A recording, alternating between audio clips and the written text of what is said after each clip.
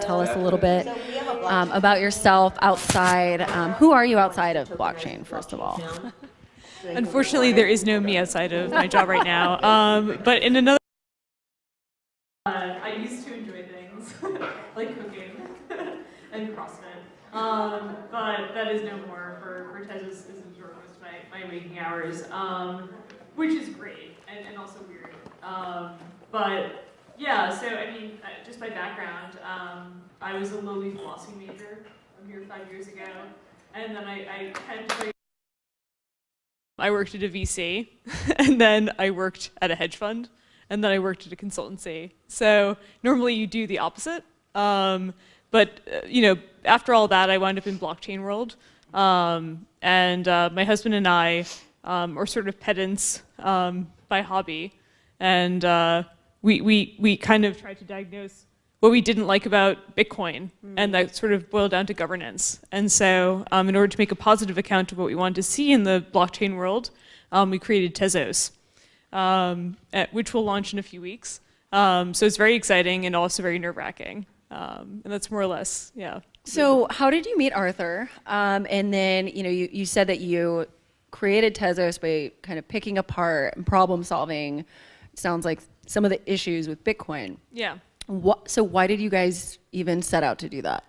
Well, it wouldn't have been my first choice. But yeah, Arthur has an obsessive personality. And I sort of indulge in that. And so I guess in like 2012, 2013, we were like, we like Bitcoin, but we don't exactly know what we don't quite like. And so, you know, the easiest way to actually like understand something is to deconstruct it. So we tried to deconstruct Bitcoin. And what we found is that like Bitcoin is actually, you know, 3 layers of a protocol. You've got the networking layer, which is basically like the peer-to-peer like communication aspect of it. You've got the consensus layer, which is more or less just like, hey, you know, how does one come upon one ledger?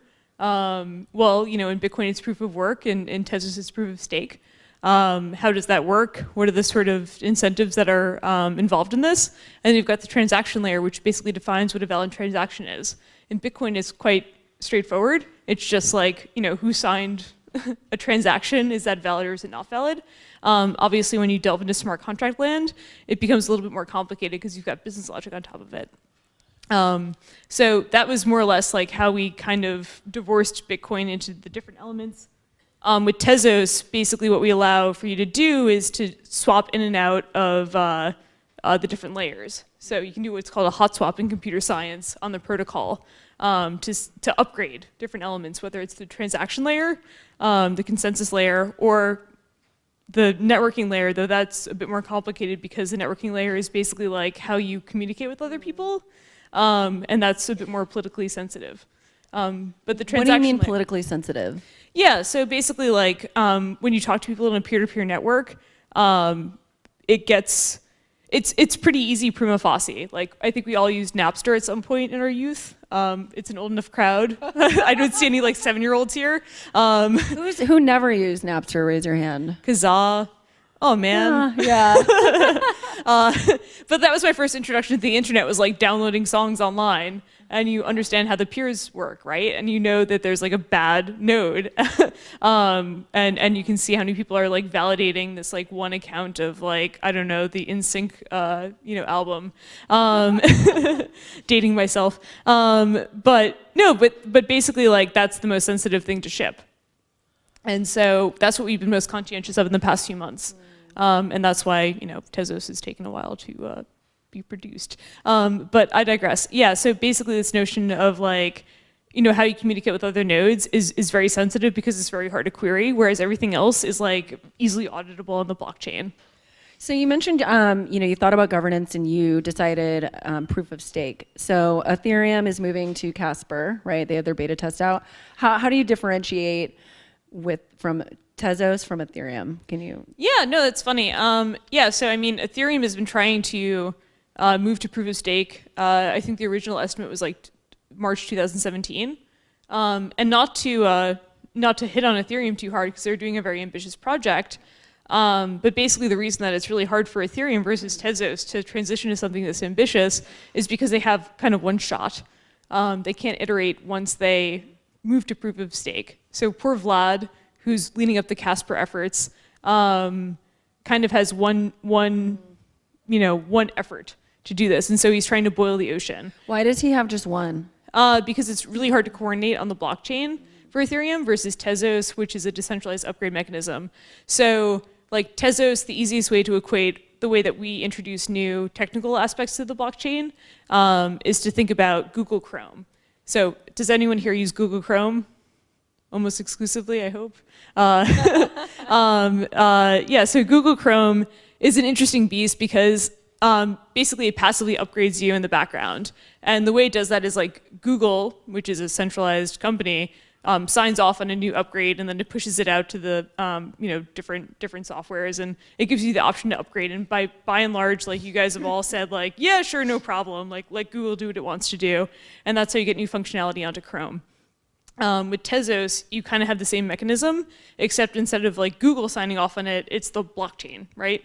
And so there's this whole governance entity that's kind of checking off on the validity of an upgrade and saying like, yep, no, that makes sense, and then passively, upgrading your software so that you don't have to just opt in a more manual way, which is the way Ethereum and also Bitcoin works.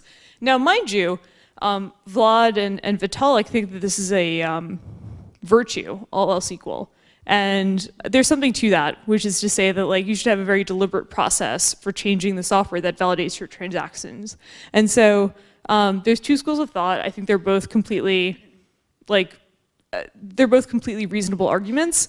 But with Tezos, I think it kind of appeals to more of a way that we engage with our software if we're not like uber nerds, and there's a little bit of like manual processes that are still ingrained in blockchain technology, which I think deters people who are like on the less technical side of things, which I hope Tezos can bridge the gap towards by just being more passive. So kind of speaking of that, you and your team described Tezos as self-governing, but it seems like a lot of people assume that that means the technology governs itself, which seems more like AI, but it's not AI, or is it? Can you describe that? Yeah, so that's interesting because there are ways to like incorporate artificial intelligence into blockchains. Like you could do a market making algorithm on top of like the Tezos, smart contract platform, and you could have very advanced contracts sitting on top of Tezos. But at the heart of it, it's very much like the same crotchety old democratic means that you would expect from any other sort of voting system. And the same sort of politicking and impurity, insofar as like it's all down to like human elements. So really, it's the stakeholders yes. making the decision. So it's actual people, not for better or worse. Yeah, it's there's nothing advanced about this intelligence or artificial. It's just there. No, it's very much appealing to like the baseline sort of incentive structure that exists anywhere else.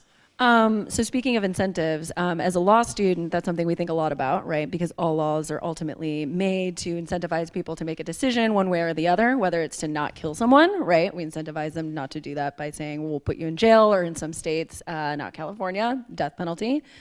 How do you guys incorporate that, that philosophy or that thinking of incentives with Tezos? Yeah, so I mean, I think the most salient feature of Tezos versus like existing blockchains is the proof of stake aspect of it, which means you need to have skin in the game in order to validate transactions. So this isn't a matter of just investing in things like ASICs. It's also a matter of like actually placing a bond on the network, which could be revoked if you start to do any funny business. Most recently in proof of work, you've seen all sorts of like weird nonsense with miners and switching little scripts on their ASICs, all to just like make things more efficient so that they don't have to reinvest too much. With Tezos, it's more a matter of like, hey, if you represent this amount of voting block, like you could be losing a ton of money if you start to like do anything kind of wonky on the blockchain. And this doesn't just mean like not validating transactions in a coherent fashion. It also means like, hey, if you start to use your voting clout to vote for something that disproportionately punishes a minority group, all of a sudden people are going to start to doubt the integrity of the blockchain. The way I phrase it is like the only asset that a blockchain has is the faith of the people who use it. And so you have to use this very carefully. You have to like actually, govern in a manner that's not just equitable to everyone, but also like disproportionately like not favorable to the elite, which is far different than most governance structures that exist in the world today. So how do you accomplish that? Because that seems like a pretty lofty and really awesome goal. I mean, it's a goal.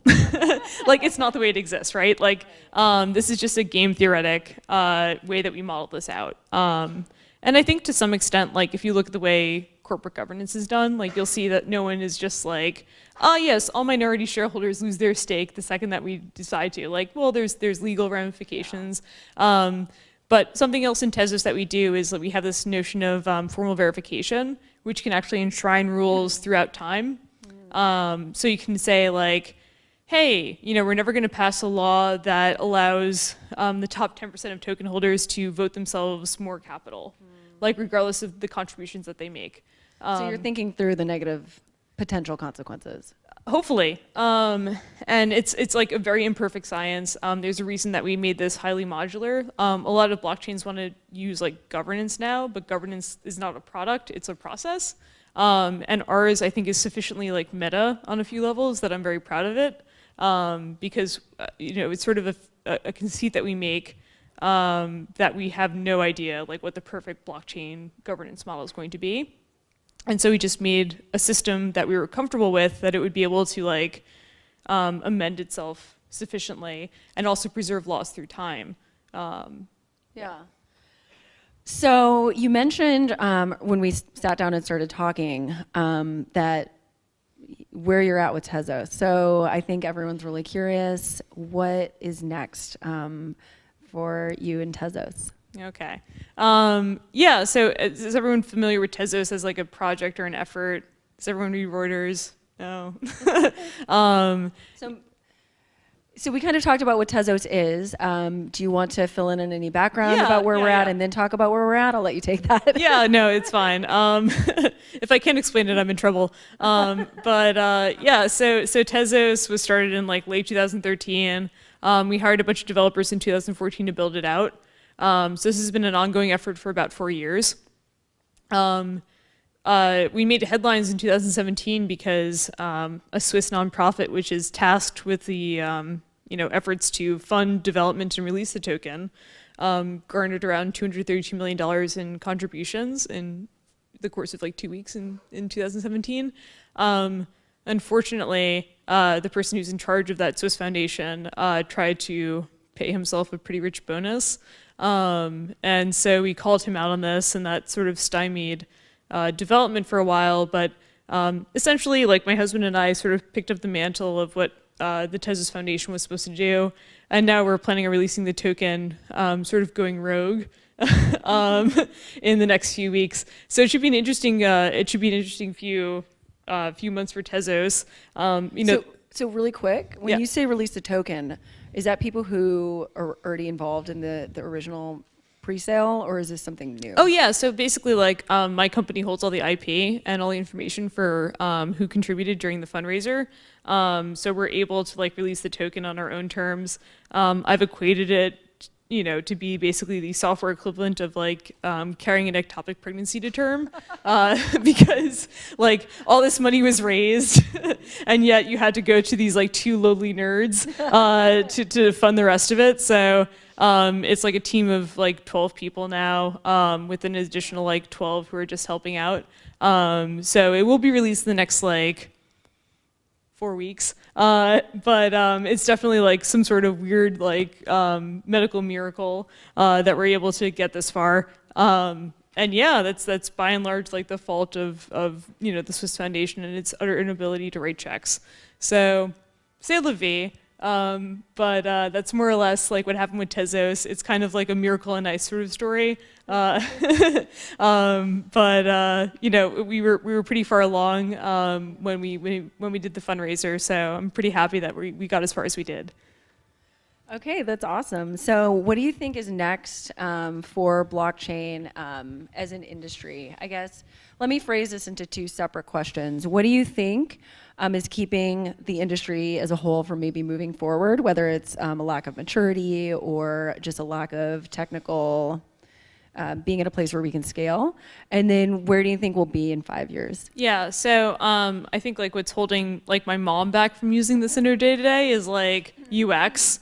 Like I'll be on the phone with someone and it's someone who owns like literally hundreds of millions of dollars in Bitcoin, and we'll be typing out to each other like, so your hash is 174, and and this is someone who like literally does Bitcoin transactions all day, and he's like, repeating things over to me over and over again, like that's not great design. Like this is just awful. The notion of a digital bearer asset is, rightfully reserved for people who are in dire straits. And I think like design is basically the gap between this being for the nerds who enjoy the command line and my mom who doesn't. When do you think crypto will be ready for mom?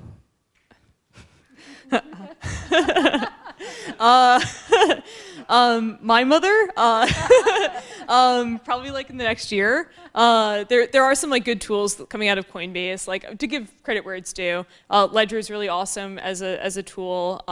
It's a like hardware wallet. And like, where do I see things in 5 years? Well, man, like people have been trying to make ZK snarks accessible since like the 80s, and all it took was the incentive of like Bitcoin being secure for things to accelerate tenfold.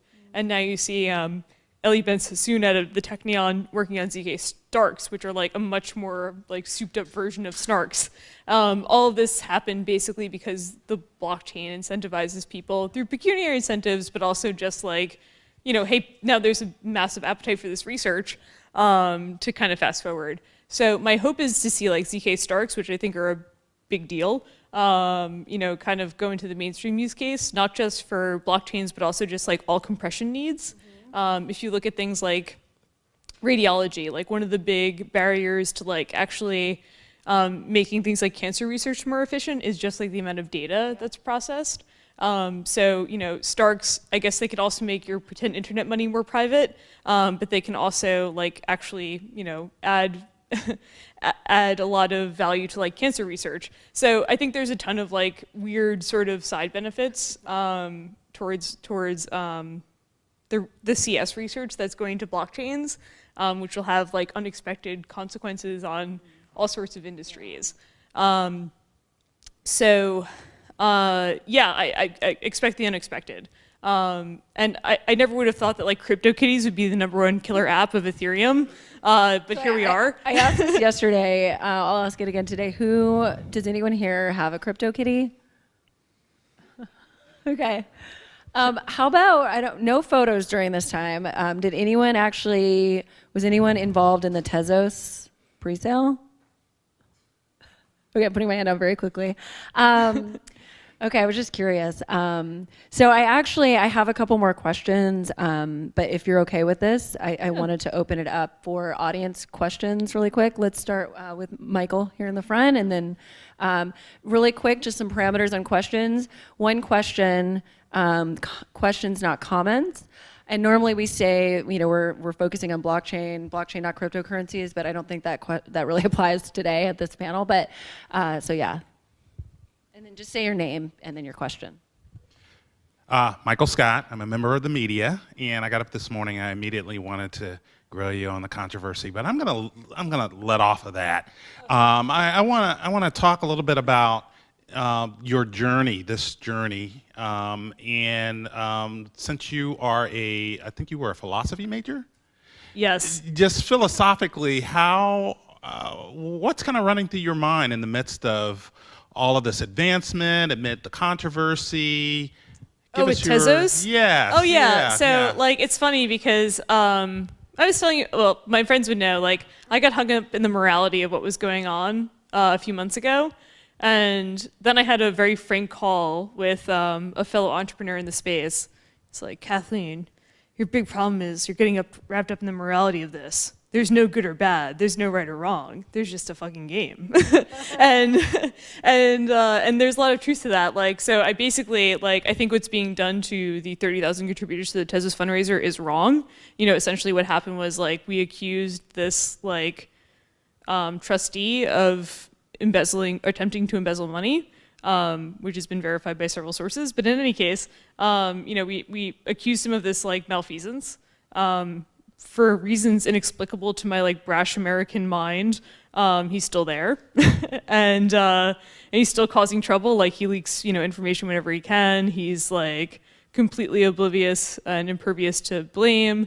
For most rational people, this would be, like, infuriating. You know, for a while I felt like I was being gaslit. But then, you know, I just kind of, like, unburdened myself from the morality of it, and I was like, well, you know, we're gonna have to launch. We're gonna have to find a way. It's clearly not gonna be with this jackass. And that's how we got T2. So, you know, like, just like, don't get so caught up in, like, the morality of things. Like, bad things happen to you. Like, atrocities happen to you. Like, Arthur's grandfather, you know, was Arthur always puts things in perspective of, like, his dad who grew up in the 1920s in France, and all of a sudden things don't seem so bad. And so we try to keep perspective and just say, like, well, you know, like, this is very unfair. It's unfair to everyone who contributed. It's unfair to everyone who works on the project. And yet it's not the end of the world. So we just have to, like, move forward and ship the code. And that's how we get through this. Great. I think we have time for at least one other question. This gentleman seemed very passionate. Yeah. This one? Yeah.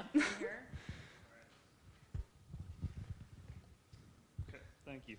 Hi, my name is Matthew DeSilva. I'm a reporter for ETH News. I have a couple of questions. The first is Tezos under investigation by the Securities and Exchange Commission? That's the first question? Correct. What's your next question? That's the easy one. Yeah. Okay.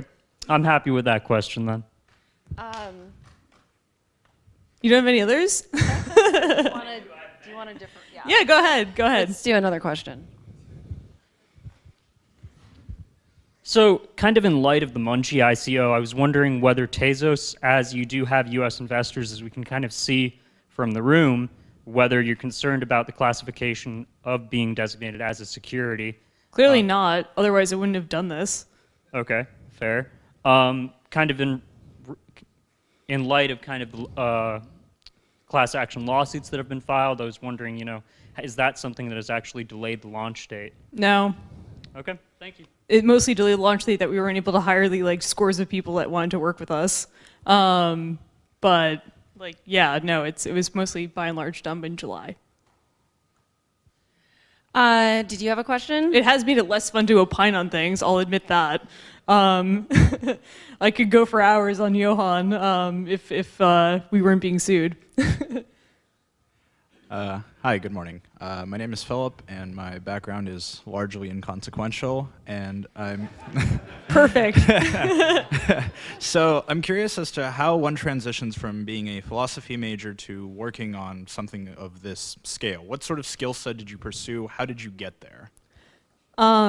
Well, you know, if you go on Reddit, people will tell you that I'm very unqualified for my job, so I don't know how to answer that. But yeah, no, I've always been really into computers. I learned how to program when I was like 17, 18. I never thought that, like, a college degree in the subject was helpful. I may have been wrong in retrospect. But yeah, basically, like, just being intellectually curious will really help you out in any sort of, like, multidisciplinary role, such as blockchain technology, such as machine learning, like, basically anything where, you know, there's a new vanguard in town. Like, being intellectually curious is inordinately helpful for you, and just, like, seeking out people who, like, just call you out on your bullshit is really helpful. Like, my husband is my co-founder, and he really does not give me an inch when I try to make a positive account of anything, which probably doesn't help our marriage out, but it definitely helps out with making me a more rigorous thinker. So just, like, find people who don't let you, like, waver or speak in generalities. Like, find people who, like, demand precision, and I think you'll be a better person for it. I think that's a really amazing piece of advice to end our conversation. I really want to say thank you again, Kathleen, for joining us thanks. at UCLA. We're really lucky to have her here today. And thank you all for joining us. We have a great panel up next, music and the blockchain, with some music industry veterans, also startups in the space. So stay tuned. We're going to start that in about 1 minute. Thank you.